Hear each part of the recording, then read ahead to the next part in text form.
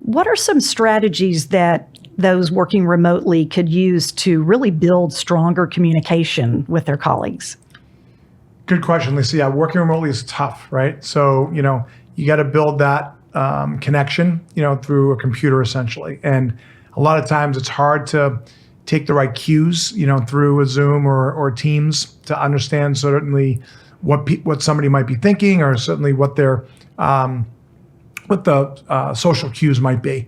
So you really need to be aware of, I guess, situational awareness, right? Around, okay, what's the situation? Is it really a business meeting, or is it a Teams meeting with a lot of people? Is it a one-on-one with the boss? So you got to figure out sort of what the context is, and then be able to leverage, again, a lot of your, I'll go back to the sixth sense to, figure out what questions you need to ask, what, things you need to take out of that conversation. So, really be strong around, okay, what I heard you say, or maybe repeat yourself, is, hey, Lisa, the three things you've asked me to do, Lisa, before the end of the week are these three things. Is that right? And then you can always follow up with an email or a Slack message or whatever the company's protocol or communication is. Because a lot of what you talk about in a virtual meeting or a Teams meeting gets lost in translation. So the more that you can document, or the more that you can follow up to make sure that you're both on the same page, is really critical.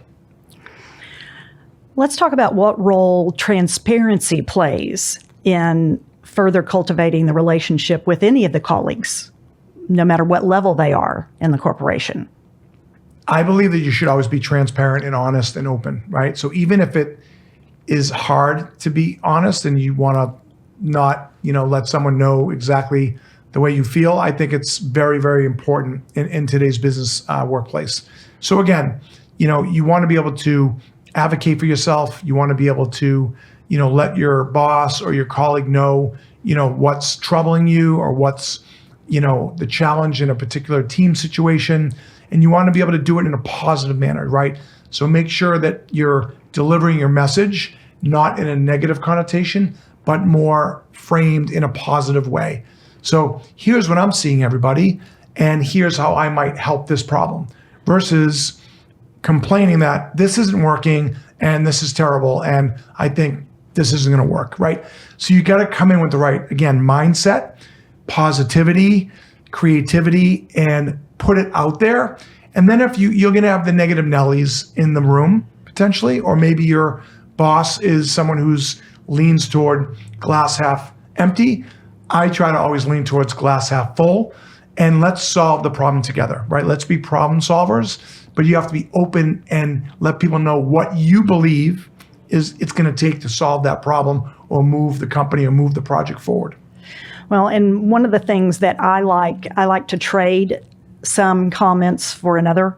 And one of the big ones for me is, instead of saying, can I give you some constructive criticism? And then it's said with that tone, instead saying, here's what I've observed. And that's kind of what you were saying. Here's what I've observed. And if you do need to ask, maybe say, could I give you some feedback? Right. Instead of constructive criticism. Right. And when it comes to constructive criticism, a lot of times those folks that behave in that way, because it's all about behavior, right? It's all about interaction, human interaction, communication. They're not good listeners, right? And you need to listen, and you need to pause, you need to take that breath. And early in my career, I was like, I'm type A, right? Like some of us are. And you're 100 miles an hour, I'm going to do this, but, and you don't take a deep breath and you say, well, wait a minute, what would someone else think, right? And what I've learned over my career is, what I try to do situationally is put myself in someone else's shoes.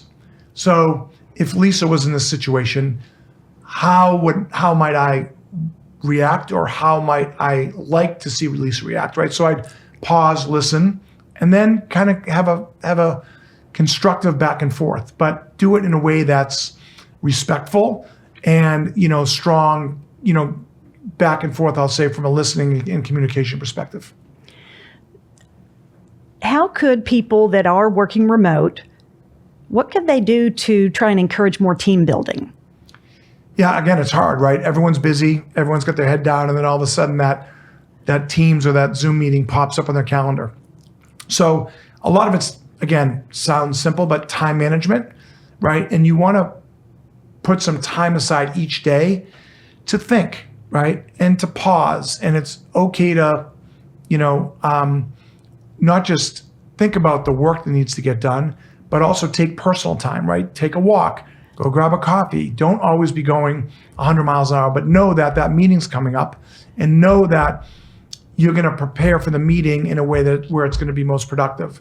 So I believe that if you operate in that type of mindset when you are in a business organization, I think that's really effective. The other thing that you want to do is build a network or build collaboration, and you want to try to get into the office. Look, if the company's like, oh, we're hybrid, we're between 2 and 4 days in the office, well, try to get to the office 4 days so you can build those relationships on that extra day with the people that you see on Zoom or you see on Teams, or you try to figure out who's going to be in the office, or let's try to get some collaborative events going. Let's all get on a softball team, or let's go out for dinner once a month, or let's do a lunch, or let's do some fun things together, even if it's virtually, where we can make some connections outside of work and build those relationships. So if you do have to send that text or that Slack at night, someone's not like, oh, how come Mark's bugging me again? They're like, oh, I'll do anything.